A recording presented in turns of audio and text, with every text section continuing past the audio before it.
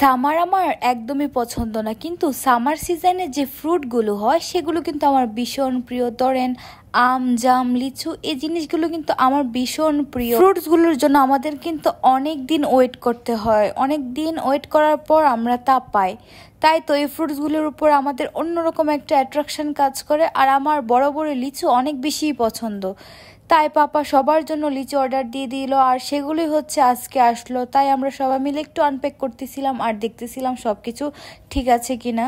শুধু কিন্তু লিচু নয়, তার সাথে কিন্তু সামারের আরো কিছু ফল ছিল, যেমন এই ফলটার নাম হচ্ছে ডেউয়া।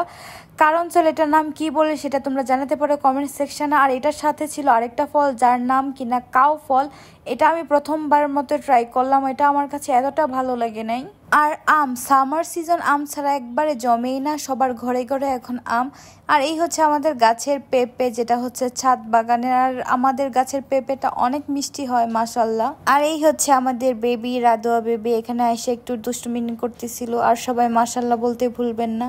আর ওই দিনকার বিকালবেলা ওয়েদারটা মাশাল্লাহ অনেক সুন্দর ছিল, বৃষ্টির আগের মুহূর্ত এটা।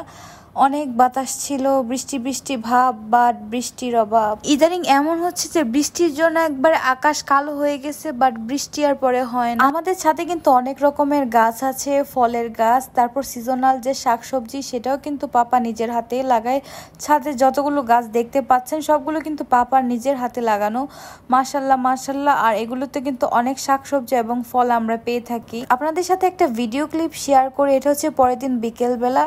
সুন্দর একটা ওয়েদার ছিল, আর আকাশটা কেমন জানি একটু লালচে লালচে ছিল। এই ওয়েদারটা নর্মালি সব সময় থাকে না, তাই এই ওয়েদারটার জন্য একটু ছাদে গিয়েছিলাম। আর ছাদে গিয়ে দেখে আমাদের ফেসও হচ্ছে লালচে লালচে দেখাচ্ছে, আর সুন্দর একটা চাঁদ উঠেছিল। আর সেটাই হচ্ছে আমি বলতেছিলাম নিলয়কে। তো আজকে এই পর্যন্ত, সবাই ভালো থাকবে, সুস্থ থাকবে, আল্লাহ হাফেজ, থ্যাংকস ফর ওয়াচিং।